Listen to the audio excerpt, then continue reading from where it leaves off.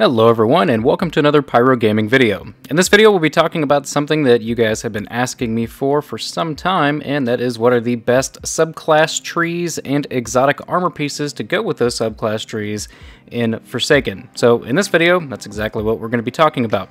Now I do want to preface this video by saying that this is all going to be my personal opinion. If your playstyle is not the same as mine, you might not have the same experiences with the subclass options and exotics that I do, but this is what works for me. So taking that into consideration, let's go ahead and jump right in. And we're going to start with the subclass weapons and armor that I use 99% of the time. This is my go-to PvE loadout. So I still use the Midnight Coup hand cannon, the Ikello shotgun, and the Sleeper Simulant. These are three very, very good, very strong PvE weapons. I will sometimes switch that up and maybe put a Silicon Aroma or a Perfect Paradox in my kinetic slot. If I do that, that frees me up to use a secondary primary, so to speak. And I will use Sunshot or the Arsenic Bite, perhaps something like Polaris Lance or even Mananan as my primary in my special slot or energy slot. For heavy, the only things that I really mix up are I will run Sleeper, I will run Sins of the Past, or I will run Whisper of the Worm. I do occasionally bust out the Legend of Acreus as well as the Wordcliff Coil and Tractor Cannon. Colony I do not use in PvE or PvP. The only reason it's here is because I have the Masterwork for it and I need to upgrade it. Going back up here to the top, I will sometimes use Ace of Spades. It is really, really good. The only reason that I don't use it as my main primary or kinetic weapon is because I haven't gotten anything to drop at a decent enough level to justify me infusing an exotic. I need something down here for heavy to infuse, as well as something in kinetic for me to bring Ace of Spades up, and I'm pretty stingy with my cores, so I don't do that all that much.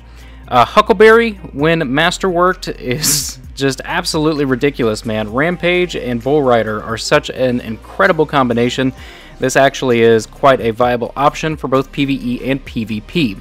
Jade Rabbit is my PvP go-to primary, that along with Suros Regime. Both of these are really good at the moment. As far as my subclass, I typically main Sunbreaker with, Code of the Fireforged up here at the top. It gives you Tempered Metal for solar ability kills, increase movement and reload speed, stacks up to 3 times for you and nearby allies. Very good perk. We have Hammer Strike, which applies a debuff to a boss and allows them to take 50% more damage for, I believe, 5 seconds.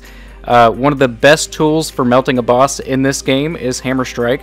We have Explosive Pyre. Killing enemies with Hammer of Soul causes them to explode. This is really good because it's kind of like a Sunshot effect. It chains explosions to nearby enemies. And lastly, we have Vulcan's Rage. Hammer Shatter into explosive molten embers on impact. Think of this as kind of like having cluster bombs on your hammers when you throw them at enemies. This all around is a solid subclass for abilities, for super, for bosses, for ads, for Crucible, for PvE. Honestly, in my opinion, this is the best all-around Titan subclass. Now, I like to pair this subclass with the Hollow Fire Heart exotic chest piece. The reason being is the exotic or intrinsic perk on Hollow Fire Heart is Sunfire Furnace, improves the recharge rate of your solar abilities, greatly improves recharge rate while your super is charged. Now, before Forsaken, this was a good exotic. After Forsaken, this is a great exotic because now it works without your super being charged also. Think of this as like having a grenade or melee mod on your armor without having to actually take up a mod spot.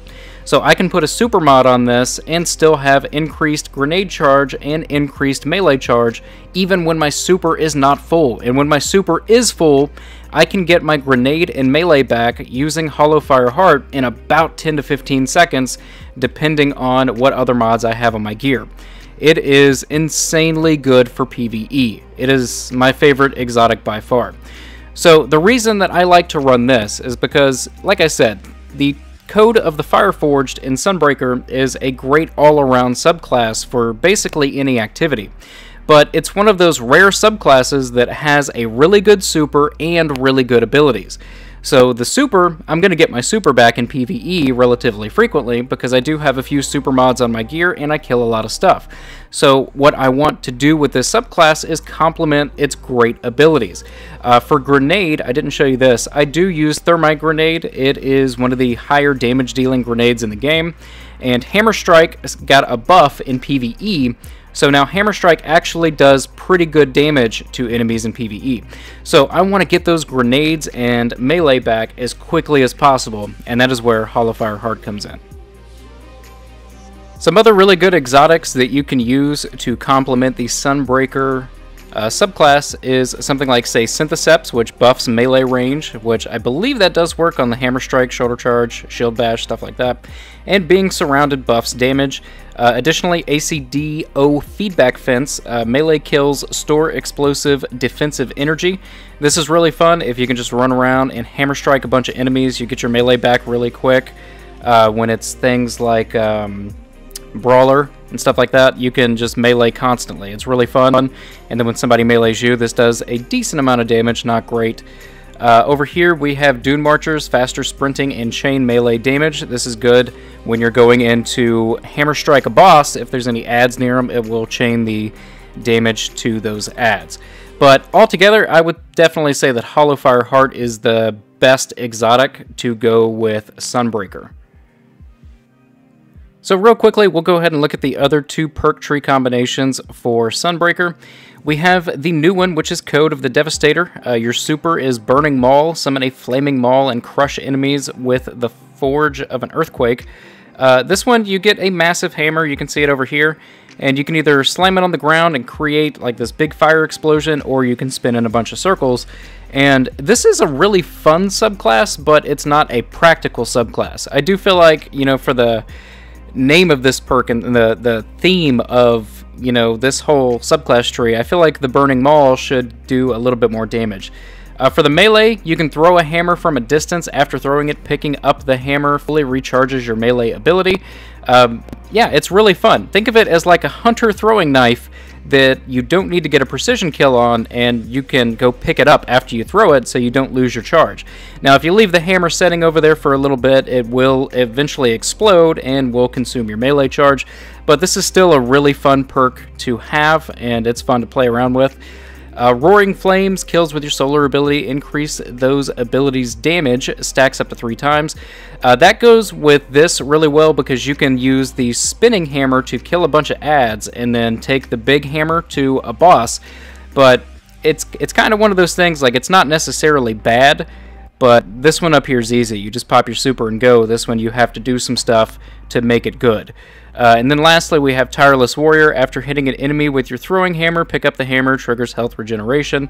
That, of course, pairs with your melee. So you have nothing to buff grenade damage here, and you have one thing that does kind of buff your super and your other abilities, but this has Hammer Strike, man. Like, if you don't use Hammer Strike, you honestly don't know what you're missing out on. Hammer Strike is an absolute boss melter, man. It is so good.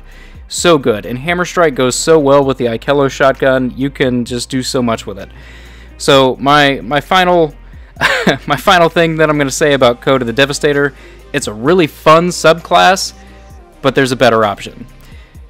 Moving on to Code of the Siegebreaker down here. The bottom tree on Sunbreaker, we have Soul Invictus. Solar ability kills restore your health. Grenade and melee abilities are ability kills leave a deadly sunspot in their wake. We have Mortar Blast. Strike an enemy with this melee ability to release a solar explosion, setting nearby enemies on fire. Endless Siege. Hammers create a sunspot on impact. While standing in sunspots, you throw more hammers, or throw hammers faster. You can only get like 2 extra hammers out.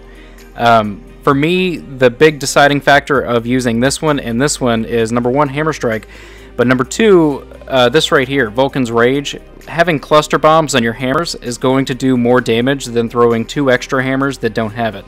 And let's not forget Explosive Pyre, which is going to chain all the damage to nearby enemies. So that's why I prefer this top tree over the bottom tree. And lastly, Sun Warrior. Passing through a sunspot causes your solar abilities to recharge faster and your super to last longer. This perk actually goes really, really well with Sunfire or Hollowfire Heart. If I'm doing something that requires me to get melee kills or grenade kills with a Titan, for example, the Solstice armor, this is what I'm going to run. Like, this is what I'm going to put on, and I'm going to use Hollow Fire Heart, and I'm going to get my abilities back insanely quick. But outside of that, I am 100% running this in almost every activity.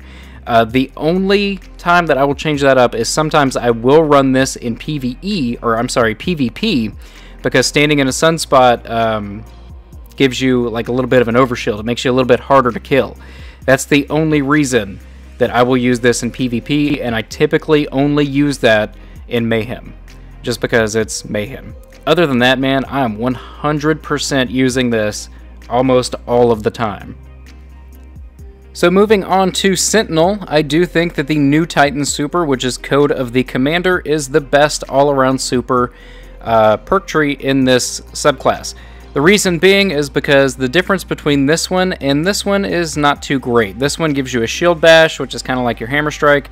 This one gives you an overshield whenever you melee something. I don't recommend using this for the simple fact that it's a crutch. You get used to it, and then a lot of players will like, oh, I need to melee something, and like run into danger to go melee something, and you end up dying.